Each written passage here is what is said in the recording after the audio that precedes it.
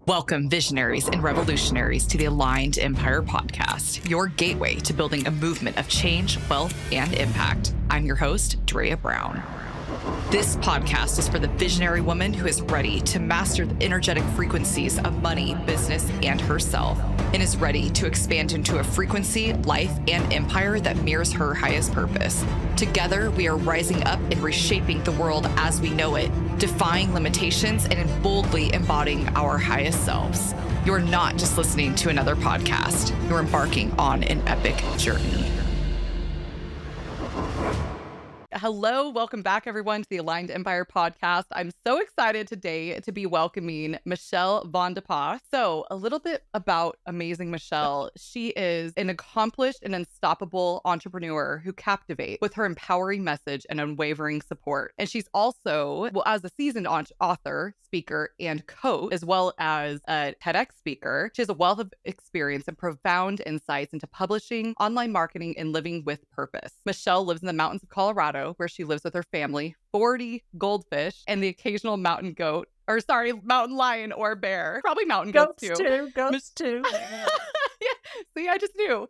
Michelle is often walking through nature, thinking of new ways to help her clients live their most authentically successful lives, and also grounding herself in the beauty of the world around her, whether at home or through her travels. So welcome, Michelle. Thank you. It's so great to be here. I'm so excited to just flow with you today. Absolutely. Yeah. Those are always my favorite types of interviews too. Your accomplishments are honestly amazing. Like when I saw your application to the podcast, I was like, hell yes. I like this woman. Absolutely. I was like, I don't even need to schedule a 15-minute pre-interview. Like I just want her on the podcast for sure. But yeah, how the heck did you get from where you are today and what happened? Like, what was the pivotal moments along your journey? And just like tell me about things that happened. Oh my gosh. Okay. So, here's one pivotal thing. I can tell you like one pivotal story. So I've been coaching and consulting for, 30 years more, like coaching before coaching was a thing, right?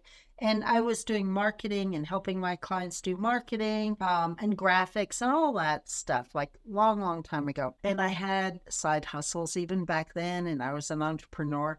And as part of my marketing coaching, I was always talking about write a book, and then I wrote a book, and then I helped other people write and publish their books, and all of that just kind of evolved holistically. But then in the fall of 2019, I was at a mastermind, and I'm doing all the stuff and networking and writing down goals and dreams and all, talking about, we're all talking about what we do in mastermind. And then I'm like, I should take this little publishing company I got, because I had a publishing company. I should take it and like go all in. I don't know why I've never done that. And it was just this intuitive hit at this mastermind. And I made the decision in November 2019 to just go all in. So we'd already published a handful of books, and I'd helped thousands of authors publish their books. And then as we know, COVID hit, right? Just a few months later. And in COVID, we published like 100 books, right? It's like the business just took off. Now, 100 books for maybe Simon & Schuster's not a lot, but for a small publishing house, that's a lot. And you have to edit and do covers and like all the things, right? And it was very intuitive. It's like, I should just go in. This is the time, go all in. And it was amazing because people right at the beginning of COVID we were all shell shocked, right? It's like all of a sudden you wake up one day and you're like, what just happened here? I mean, it's hard to even remember. I just remember being like 2 days after, like we had to cancel a trip, and I suddenly wasn't traveling and doing speaking, and all my networking events were canceled. And I'm like, what? Oh, wait, I have a publishing business. I'm going to reach out to my authors. And they're all like, oh, perfect time to write. Michelle, put together some online writing programs. Michelle, help us get our books done, right? So it's like in those 3 or 4 months, by the time I got the intuitive hit and COVID happened, I had already set up all these things that when COVID hit, I could just run with it. And that was a very pivotal moment that reminds me that our intuitive hits, if we follow them, are usually guiding you somewhere, right? But it also changed the trajectory of the business. And that's not that many years ago. So the massive success that you found has been recent. Some of it, because I've been doing what I've been doing. I've been coaching and being a consultant. I used to have, what's different is that I am the publisher now. Whereas I used to coach, hundreds of people at a time to go publish their books and help them. And I would be a consultant for them to help them publish their books. Now we're a full-fledged publisher. So it's under our ISBNs, our distribution. We sell foreign rights. We negotiate with movie rights, all those kinds of things. Writing a book opens up so many opportunities and so many PR opportunities. Right. So I was going to say, so I feel like I already had a business. It's just it took it. And doing well, it just took a turn and an interesting journey, right? All of a sudden, 3 years later, I wake up, I'm doing the same thing, but in a totally different way. And life is kind of like that. Yeah, it sounded like you were already doing really well, and it's like you poured gasoline on the fire. Yeah, absolutely. And COVID was just a weird time. So there's good and bad, and it's just and it's kind of like life. It just magnified life in some ways. Totally. Yeah, it magnified life in so many different ways. Yeah. So why do you think it's beneficial overall as far as the publishing goes? Why is it beneficial for business owners to write and publish books? So, the thing I like to say is, yes, it's going to bring you more exposure. Yes, it will bring you clients. But what's interesting is it does a couple of things. Internally, it up-levels yourself. As a business owner, when you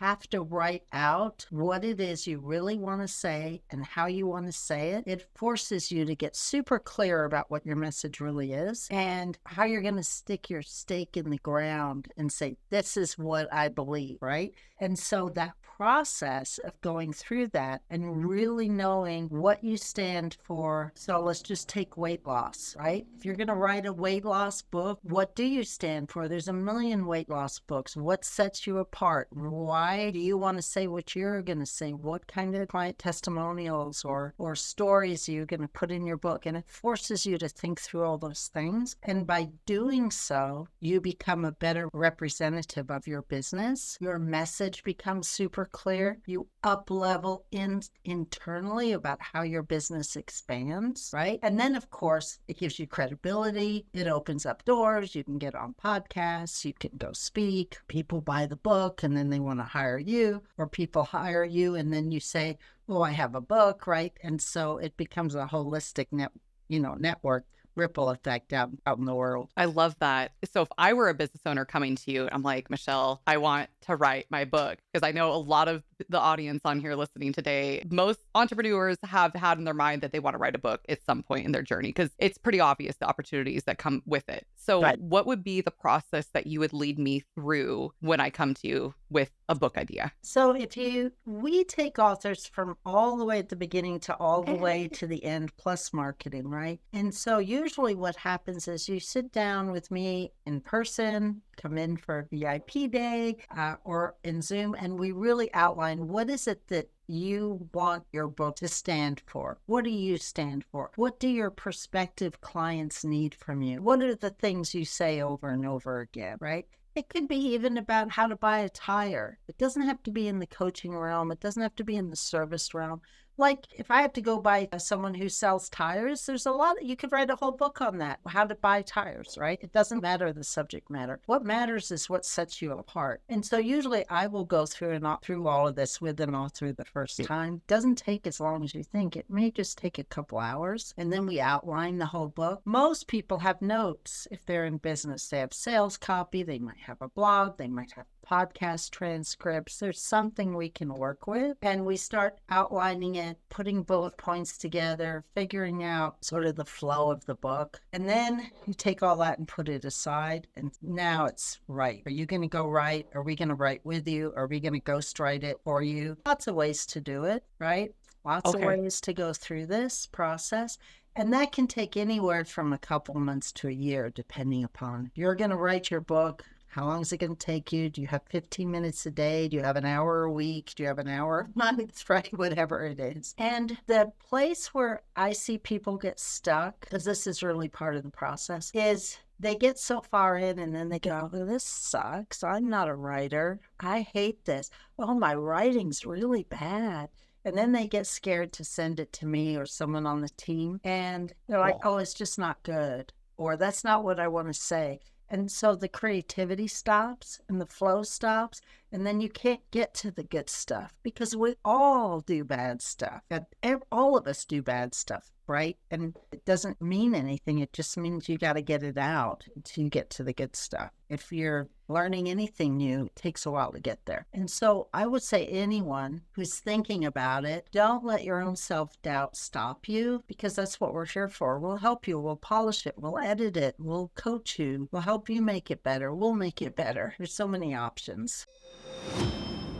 Hello, amazing visionary women. I just wanted to stop in really quick and say, if you're enjoying listening to this podcast or this episode, if you could just do a quick pause and leave a review wherever you're listening to this right now, and let us know exactly what you like listening to this episode about. What type of insights were so incredible to you? My team and I work so hard delivering as much value and as much love and put as much energy as we possibly can into these episodes that it truly means the absolute world to us. Take a screenshot of this episode, share it to your Instagram story, share it to your Facebook. I love tagging you guys as well in my stories. 99% of the time, I will also tag you as well, just to let my audience know, hey, there's other people listening to this podcast. So it really does mean the world. And I absolutely love going with depth rather than width. I'd much rather you listen to 10 podcasts and go really, really in depth with the audience and the community rather than 100 different podcasts. It really means everything when you can go more depth, a smaller amount of things rather than going width-wise. And so I would love to extend that invitation to you guys and say, hey, I would love for us to be the community that you wanted to go more in depth with. And with that, make sure you guys go check out those show notes, go download our resources. We have amazing, incredible resources I know 100% you're going to absolutely love that most people are paying $2,000 for. I'm not even kidding. So make sure you guys check out those show notes and download those free resources, get on that newsletter and engage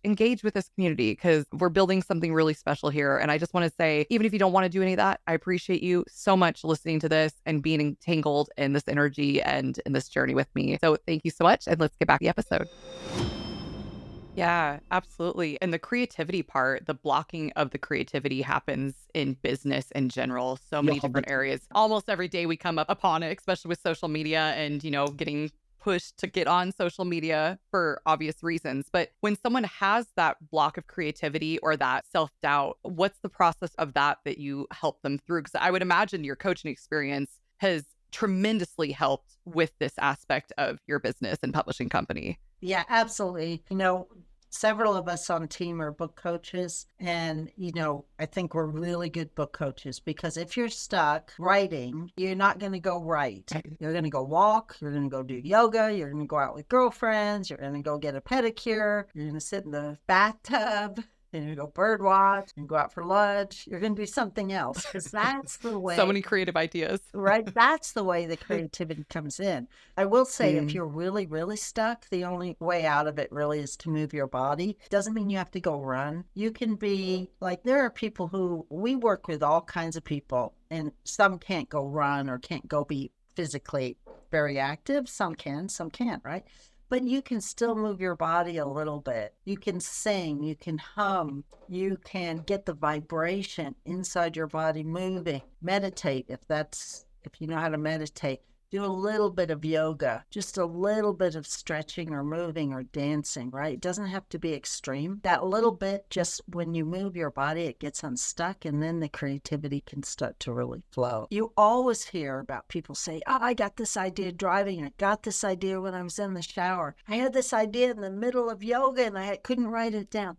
That's because we're free to dream during those times where we're not thinking about it. We're outside of our mind and we're just allowing creativity to come in. I love that, because you can really, again, you can use that not in just publishing your book or writing your book, and so many everything, making your videos or writing your copy or making programs. Yeah, moving your body. You're right. We store emotions in our body. So allowing that to shake that shit off and just letting it go. I love it. So what would you say the biggest obstacles? Obviously, that's a huge obstacle, is getting through that creativity block, getting through that self-doubt block. What other obstacles do you see with business owners or entrepreneurs when they come to you with a book idea and they're starting to write? Any other obstacles that are huge? So the elephant in the room is that it's expensive, right? And that's what nobody wants to talk about. And You can write and publish a book for free. You can go do it. The piece that's expensive that I always tell people, do not bypass this, is you got to have a really good editor, and good editors are expensive. And so where people sometimes get stuck is they don't want to pay for a good enough editor who understands their voice, right? And if you're a business owner, it's just part of the investment. But it will also, again, help you get really clear on your message. So that's one piece. Another piece is people get stymied in the process. Like, writing a book is a creative process, and we can push and prod and cheerlead. We can help get it done with you. We might even ghostwrite it, and it's a creative process. And so sometimes everyone has to just step back for a week and say, something's not right with this book. Let's all just take a break, right? So if you write songs or do painting or any other kind of creative process, sometimes you just have to step back to allow the next level to come through. And for entrepreneurs, we tend to push and do stuff and get stuff done, and we're good at that. You know, I'm one of those people too. And sometimes to step back and just say, let me see what wants to come in next is difficult. And that's a place people get stuck too, because we'll say, this chapter's not quite right. And they'll say, well, I don't know how to make it better. Okay, just put it aside for a few days. Let your subconscious contemplate it. And when you can do that, magic happens. Definitely. Yeah. I've noticed my own creativity comes in ebbs and flows. Some weeks I'm like so creative, and other weeks it's really dry. Right. So, right. And those are the weeks to work on other things, your marketing plan, your connecting on social or connecting other places, start to call bookstores, get advanced reviews, get podcast tours set up, right? Work with your editor, get your back matter done. Like, there's so many pieces that just because you don't feel like writing, there's two things. One is you have to train your muse. You have to train yourself to write every day. And the other piece is there's plenty of other things to do when you're not in a creative mood. So you got to hold both of those things at the same time. Absolutely. And when you were talking, I was just thinking, you do human design, or you're involved with human design. Right. And so I would imagine, do you take your clients through human design readings, or only some of them, or do you even have that part of your business inside of your publishing company? Great question. So we publish human design books. We own Human Design Press as one of our imprints, and we publish a lot of human design books. So if someone is human design aware, or they're a human design author, we take all of that into account. When you come in one of our group trainings, we talk about it, but I don't necessarily put someone through a reading or any kind of advice unless they ask for it. If they know they're human design, sometimes my partner teaches a whole writing by design, like how can you write by your design, right? There's a whole program on that. But part of it is what's your approach to life. If you're a manifesting generator like me, I got bullet points everywhere. I got notes everywhere. I got sticky points, post-it notes everywhere.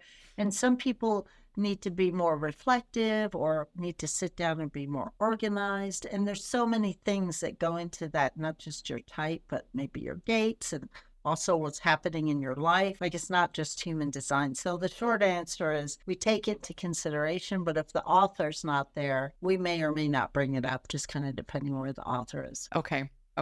Yeah. And so for getting that creative block or creative flow, I want to just know your overall feelings about ChatGPT and how that comes into writing books, and what do you feel about it? I was just talking about this with someone else recently. So I play with ChatGPT quite a bit. I have it do some research for me. I had it rewrite my bio like 16 times and I still didn't like it. And so then I sent it to my director of communications, who's a much better writer than I, and she rewrote it, and we'll probably rewrite it again. I think ChatGPT is a really good sounding board. I think if you learn how to use it, you can train it to come back with good answers for your questions. So I've used it to interview me about what kind of likes and dislikes I have on movies, and then give me a recommended movie list, right? That's a really cool exercise to use ChatGPT for. Something like that. I have said, write my bio. I have given it blog posts and say, edit this. The writing's not there yet. It's not really there yet. And Amazon's flooded with AI books right now, and they're trying to sort them all out. And when we come across one, we can tell instantly, oh, this is an AI book. It doesn't It's missing the heart and soul. It hasn't been edited properly. You can just tell, right? So I think eventually there's going to be a place where you can use it for writing prompts. You can use it for ideas. You can say, tell me what Einstein said about this or that, or you can say, tell me what Wayne Dyer would say about law of attraction and do some research on that, right? And weave that into your book, but it can't write your book for you, at least not yet. Do you think we'll ever reach that point of where we can just say, hey, this is my life story, and maybe give them the bio and maybe give them a few stories in there and then write it that way? Will it ever? Probably, but will it be missing the heart? I think a much more interesting thing to think about with AI is like, do I want to get on the holodeck and go hang out with Wayne Dyer and have dinner, right? Maybe with Sting and Wayne Dyer and Jesus, and right? And the holodeck, right? And go, let's add some women to that, right? Oprah and Michelle Obama and whoever else, right? That sounds more interesting to me if we're going to talk about AI than, and maybe, some people listening to this may not know what a holodeck is, but it's from Star Trek, and it's where you can go immerse yourself in AI. But I don't know, there's heart missing right now. It's like, and it'll be interesting to see the progression. It's almost hard to grasp all of it, so we just don't know. But just like you were saying before, it's like writing a book is more than just about the opportunities that come along with the book. I guess it would depend on your intention of writing that book, whether it's to expand inside your soul, to get clear with your message, to really know your gift and your work and your art of what you're putting out into the world. You can probably get a little bit of that if you're using AI as a tool, but probably not all of it. Probably not as deeply intimate as you could doing it yourself. Right. And even if you say, tell ChatGPT to give me 10 things I need to do to build my coaching business, it's going to give you 10 ideas, but that's not a book. If you want to write a book on how to build an aligned empire, you could say,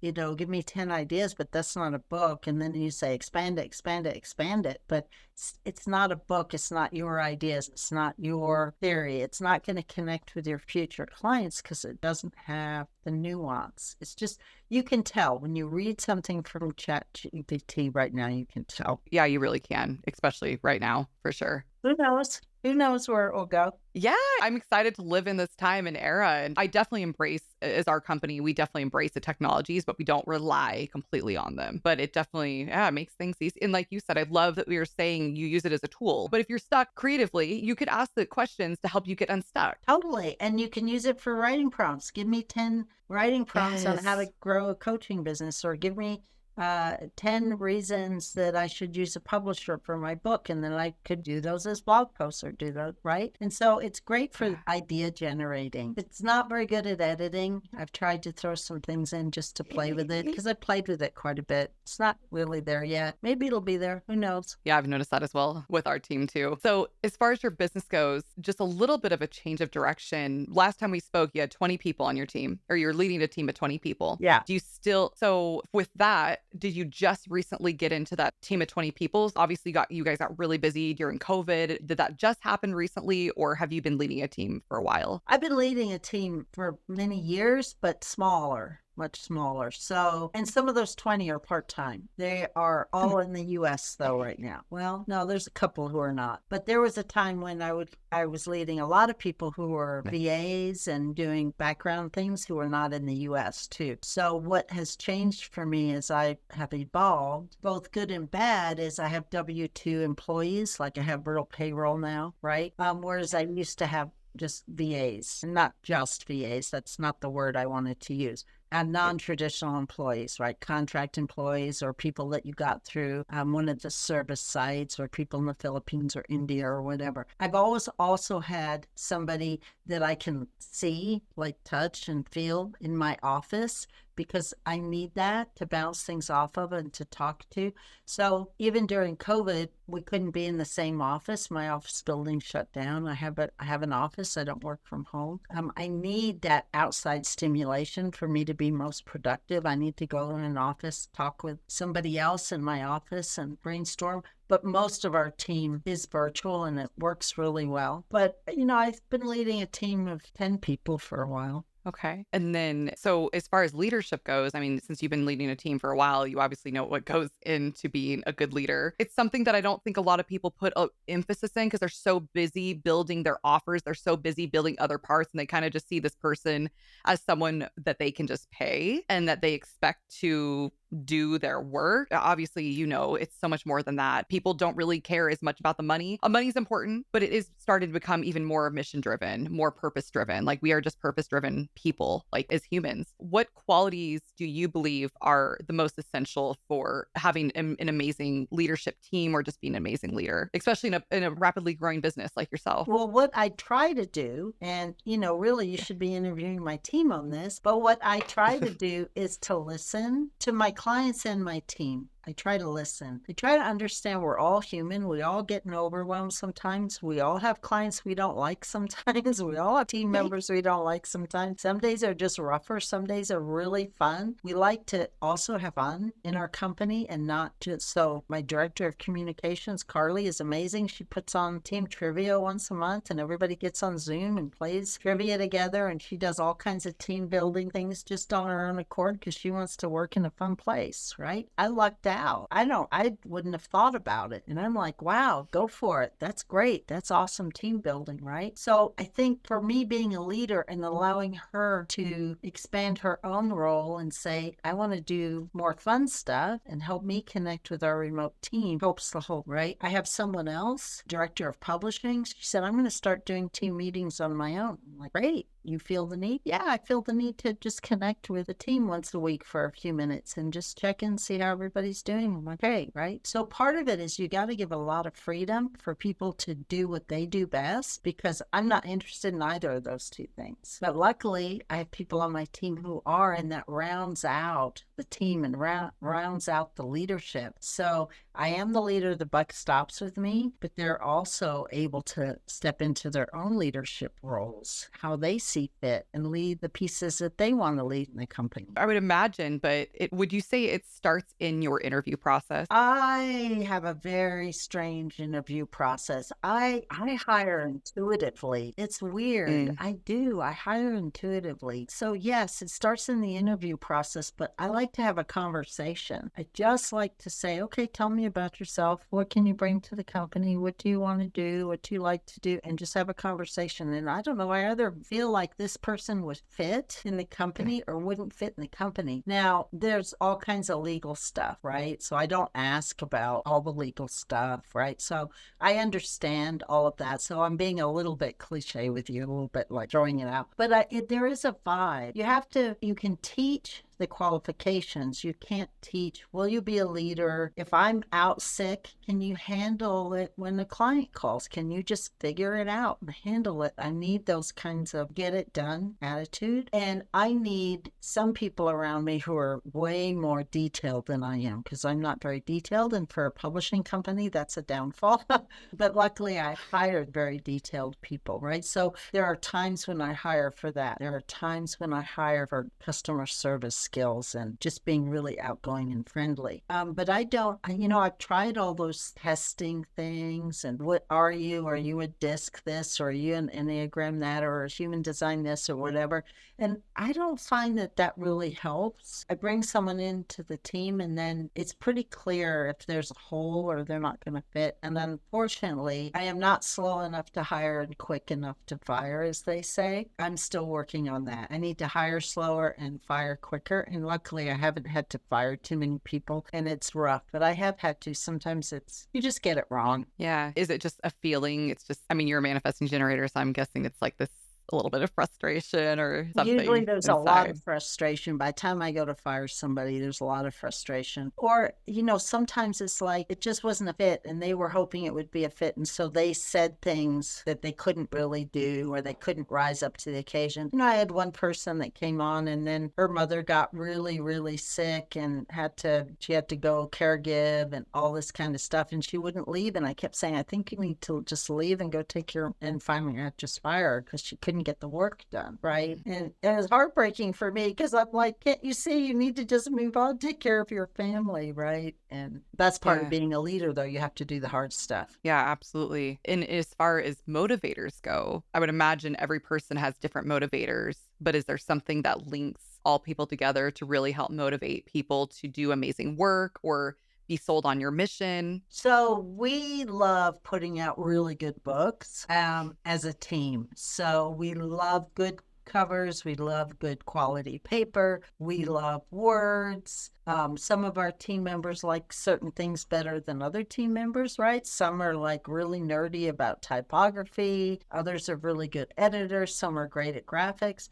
But not everybody on the team, nobody, I think on our team of about 20, I think only like 2 had previous book experience before they came to work with me. Because you can train for skill, you can train for Mm. process, right? I think what holds it all together for me as a leader is I tend not to micromanage, but I do tend to ask a lot. How's this project going today? What's going on with this project today? And I just ask, I say, okay, sounds great. Or it sounds like, wow, did you remember this step? And then I step back and I don't call that micromanaging. I just ask. And I'm not asking like every minute of every day, right? I just ask, how's this going?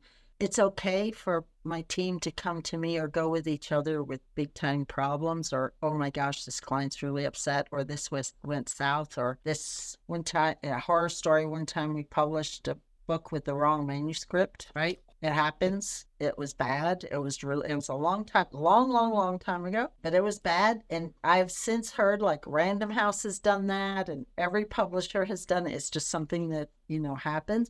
But it's like as a team, we had to like all rally and not point fingers because that doesn't solve it. You can't point fingers. Nobody got fired. It's just, let's go fix it. So I think those are Yeah. motivators. You're all in it together. You do have kind of a mission that we're in it to help put out a beautiful product, help our clients. I'm pretty lax with team hours. Yeah. People need to go to the It, dentist. They go. They don't need to check in with me first. It's like, I can totally resonate with that with my team. Yeah. Like the autonomy and the freedom. I mean, that's such an important priority for my life. And I know just in general, what human doesn't want more freedom? So right. allowing people to have that and trust, it comes back to trust, right? Everybody seems to get their work done. Yeah. Right. So that's what I need is I need the books to get published and it all seems to work without me having to say clock in at 8 or whatever. I don't need to say that. Yeah. It sounds like you really allow people to find their own strengths as well within your organization. It doesn't sound like it's super structured on, hey, this is your exact role and you can only do this. It sounds like you definitely, that autonomy and freedom flows throughout your entire business. So I think that's important because everybody does have a role. And I've been told this is a boomer thing though, right? Because I am a boomer. Okay. I'm a boomer.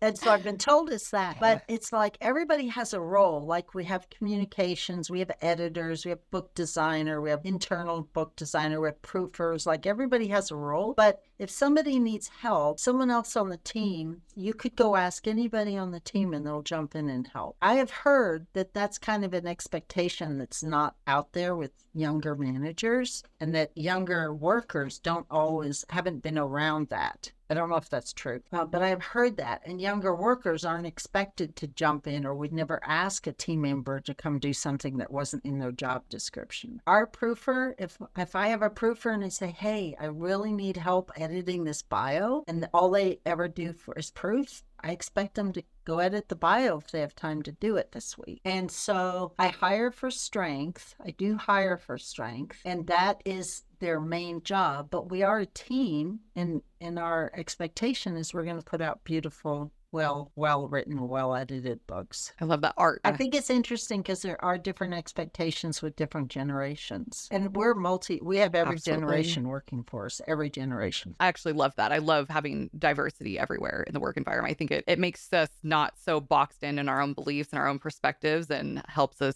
just open our mind, honestly, in the workplace. I've learned a lot, right? Having 20-year-olds working on our team because it's different than what it was when I was 20. And hopefully they're gaining some wisdom and a different way of working because there's older people in the team. So Yeah. don't speak for me on that, but I like it. I like having a diverse team. Yeah, same. Absolutely. And then, so as far as your role as a CEO, how did your role evolve when you went from 6 to 7 figures in your business, or when you went from, that where you were doing really well in your business, but then you just like your business just skyrocketed? How did your role change with that? So for a long time, I stepped back from having work with clients and looked at procedures, systems, big overview. Where are we going? Where's lead gen coming from? How are we going to keep this machine going? What's right? All of those things. And I'm not the best at all of those things. And so I've also had to pull in different people to help me with some of that too, right? But that's where I went for a good long time. And now a lot of that's kind of working. Now I'm back talking with clients a lot, which is interesting and fun, and doing podcasts and out of the operations as much because I have people that now kind of have that down. And so it's allowed me to go through that a little bit. I still do a lot of lead gen, and I don't like calling it that really. That's the lingo for connecting with possible clients and future customers, right? That's how I prefer to talk about it. Doing things like talking with you and being on podcasts and talking with existing clients that we have and talking with people who want to publish. So I'm back doing a lot of that kind of stuff, which is way more fun for me. But I did go through that whole thing of, oh my gosh, we need some systems here pretty fast. And I love that. I talk about that a lot, is your masculine energy, which is the systems. You have your masculine structures in place, and it's like that ebb and flow where sometimes we're in our feminine, sometimes we're in our masculine. And for a little while, it sounds like you were in your masculine, setting up systems, delegating things, processes, all that good stuff. And now I love being in my feminine. That's my favorite energy we're always in both, right? Like having that balance, but now you're in that creativity, like flow of feminine, and just being able to connect as women connectors, big time connectors and relationship builders. I like it better for me than the systems, and we're still evolving systems. We're still like some of my team will listen to this and they'll just roll their eyes and laugh. Our systems are still evolving and they will get better, right? Because they have to. It's always evolving as you grow and learn. But it wasn't my favorite thing, but I had to do it. And that's part of being an entrepreneur or a business owner or a manager or even just in life. There's stuff we don't want to do that we have to do in life to get us to the next step. Yeah, definitely. And as far as your systems go, have there been any that have just been totally pivotal in your business or life changing? Any software that you guys cannot live without? Yeah, probably Slack. So, we've been using Zoom before Zoom was a thing, and I was using Skype like way back, right? So the video conferencing, all that we've always used. We've tried everything for management, for project management. We've tried every tool out there, and when it just keeps coming back to the easiest thing is for us. We have like 300 channels on Slack. It is crazy. How do you keep track of that? We don't. It is nuts. It is nuts. But we have one for every book. Okay, so everything's categorized inside of Slack. Yeah, and then we use Dropbox and we use Google Drive and Amazon S3 and, all the stuff. And we've got all the stuff, but Slack seems to be the place that's the easiest for team members to just say, I'm Slack anyway, I'll just throw it in the channel. Yeah. And I love that what you said also, you guys are always evolving from processes and systems and delegations, like everything's always constantly changing. And so when you went from 6 to 7 figures, what were the primary challenges that you faced as an operation or just as a CEO? What were like the main challenges when you were transitioning? Well, and they're probably still the main ones, right? Because as we're growing to the next level, it is moving things through fast enough in a process that where things don't get lost or forgotten. So publishing a book specifically has a lot of pieces, a lot of steps to it, lots of steps, right? So it's not just edit your book and throw it up on Amazon, at least not for us. We have back matter, front matter, ISBN, Library of Congress. Are we doing an audiobook? We're doing an ebook? Who's going to distribute it? What's the back matter? What about the barcode on the back cover? Like there's so many things. And the author says, oh, I want this endorsement on the front, in the front, and right. So many things, so many pieces that I think the biggest challenge for us is making sure that that's all organized and moves through our system as we continue to grow and evolve. And I think that's probably what every growing company deals with, is making sure your systems can keep up with what everybody's doing. You help other businesses scale from 6 to 7 figures. I do. So because I had a coaching business before I had a publishing business, I still have my coaching business, right? And to me, it's all under one umbrella. It doesn't feel fragmented, because for me, it's all about helping clients get their message out and grow. And a book is just part of that. So in the Michelle umbrella, I have this coaching consulting business. And by the way, if a book is part of who you are, I have a publishing company that can help you, right? But it's part of this umbrella of, let's help you get your message out. I love that. And it just goes back to that idea that you are your niche, whether or not we believe it or not. But, it's true. Everything connects. Everything connects. And I think you and I talked about this before. You teach what you need to learn, and you learn what you need to teach. And whatever's next for you suddenly shows up in all your clients. And if all your clients start showing up with the same challenge, then you got to look at it for you. Life really is a mirror. Yeah, absolutely. And in your coaching business, when people come to you and they're like, Michelle, I want to scale from 6 to 7 figures, what are the biggest misconceptions that people have about scaling? Oh, that they suddenly have to be on social media everywhere, or they have to create a funnel that is going to take them from 0 to 6 figures in 90 days or 7 figures, right? Or that they have to follow this particular process, that there's a blueprint. That's the biggest misconception.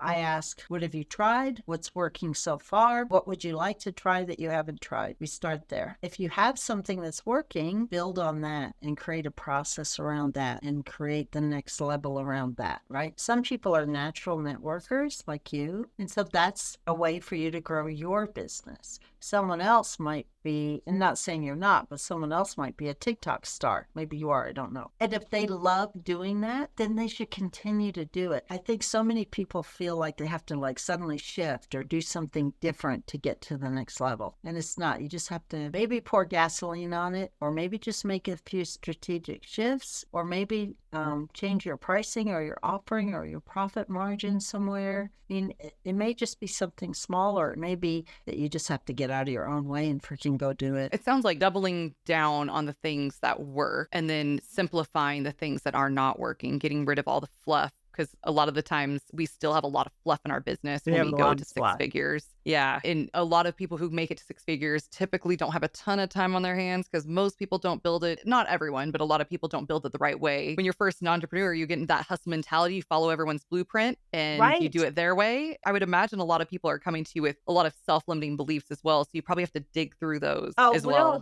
We all have it. And every time we hit, any kind of challenge or opportunity, we all face it, right? And everybody, and that's entrepreneurs, not entrepreneurs, and family life, whatever it is, right? And so that's just part of the life journey. I think the biggest challenge really, is that most entrepreneurs really need a really good sounding board and someone to brainstorm ideas, someone to say, yeah, no, that won't work. Do you really think that's going to work? And they're like, no, I never thought it would work. Someone told me I had to do it. Reflect back to them, because most of us know what we need to do inside. I think once we can filter out what's right for us. And so some of it is just talking it through, right? That's my approach. It might not be everybody's approach. I think for my clients, talking it through, what's working? Why do you not think you can do this? Is it real or not? Once you have a little kid at home, things are going to shift, and you may not be able to do everything that you could do before, when all of a sudden you haven't slept for a week, right? And so sometimes things change, and it's nothing to do with what you want or you think you should be doing. It's the reality of where you are right now today. And so it's just talking through some of those things and then putting together clear, easy steps. Most people, if they have 2 or 3 things to do, they'll go do them. And you have 100 things you have to do. It's like, okay, let's put them in order and just start working through them step by step. Otherwise, it's just overwhelming. If I say, go build a funnel and get 5,000 people on your email list through your opt-in or through your offer, put together 3 offers and build your business, most people are like, right? So you just have to chunk it down and figure out what's the best way for them. And what would be your biggest piece of advice for someone who is doing six figures in their business and they are looking to scale to seven figures? Don't be afraid to delegate and find the right person to delegate to. So don't be afraid to really, I went through a lot of people before I really felt like we have a team that really is solid now. And now when somebody leaves the team, the whole company does not fall apart, right? We have a team, right? And so don't be afraid to delegate to the right people. But if they're not the right people, don't be afraid to let them go, because that's something I'm still learning. And then I would say for everybody, don't be afraid to sell. Like, learn to love selling, because it's just sharing who you are and what you're offering. And that's at every level. Absolutely. Especially as women, empaths, like big hearted people, I think a lot of us get in our heads about selling, but if you have an amazing offer that's going to change so many people's lives, you are doing a complete disservice not selling every single day, honestly. So for our listeners who are on the cusp of scaling their businesses, what's one piece of advice that you'd like to emphasize, like really, really emphasize for people? Well, keep track of your task management, get the important things to the top. Try to delegate as much urgent as you can, or try not to have things get to fires, right? When everything's a fire every day, that's like demoralizing for you and your team. And the busier you get, until you've figured out how to just be in that space, it's going to feel crazy. So I use a whiteboard.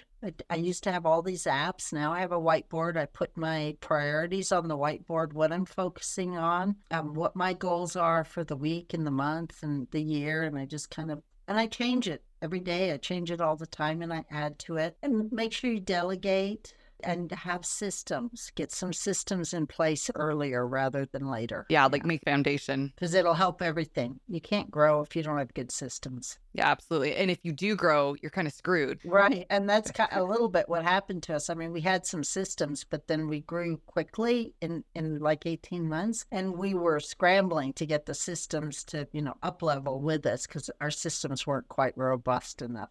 Now it's all on Slack. I mean, not only we have other systems, but like it really is we use it as an organizational tool as well. Yeah, Slack's incredible. It's like one of the best business tools, honestly. And so what are 3 books that you'd recommend to our listeners? Oh my goodness. I really want to talk about books I've published, but I think I'm going to go old school instead. And for me, I guess I would say go to some old school. Anything by Wayne Dyer is really good. Zig Ziglar, if you want to learn how to sell, which everybody should learn how to sell. And it's so old school and so like old white man stuff, but get the gold out of it. There's still gold in there to be had, and just let go what doesn't resonate anymore. But there's really good stuff in there about connecting with people and making sure you know who you are and all of that. And then Jonathan Livingston Seagull's one of my favorite all-time books. I've been meaning to read that book. It's in my Kindle. I already have it, but I've been meaning to. So maybe that's a sign. Amazing. And then last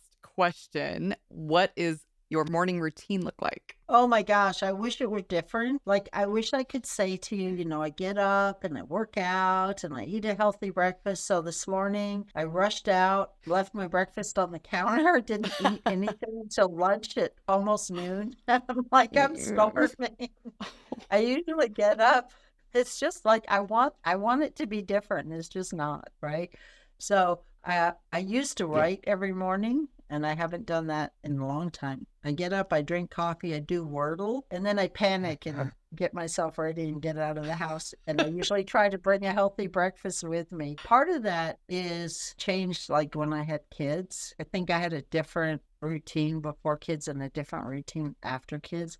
And now that kids are grown and I can just come to the office every day, that's what I do. And then I start a routine at the office, which is, okay, what's on my priority list today? How's team doing? What's going on with everybody else? Look at my calendar and kind of settle in. But I wish I could say things like, oh yeah, I get on the mat for 20 minutes and I meditate and I write in my journal, and all those things are in my head that someday maybe I will do. But right now I'm not. but I know that I could. Honestly, I cannot imagine a better answer for so many people out there. And that's one of the main reasons I asked this question, is because success looks different. You don't have to get up at 5 or you don't have to get up at 4 to be successful. You can be distracted in the morning and still be successful. You can play Wordle and, and you can be stressed and be like, shit, like I just messed up. I need to go to work really quick. Oh. Right. My breakfast is probably still sitting on the counter.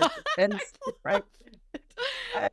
Right. And it's like, I do like to sit and do Wordle with a cup of coffee and that kind of but I used to work out in the morning and write and walk and all that. And I will probably get back to some of those things at some point. You guys, this is like a woman with $1 million business ventures, and she's saying that she doesn't have a morning routine. Like, if that's not confirmation enough that you really don't need a structure. I do my coffee and do Wordle. Yeah. That's my morning routine. I love it. It doesn't look like, what we see. And I love that. I love that so much. So wonderful. So refreshing, very refreshing. Because my morning looks different every single day. I don't really have much of a routine. It looks different every day. It just depends on what I need that day. Oh my gosh, Michelle, this has been so amazing. I so appreciate your energy and your amazing wisdom and just everything you shared today.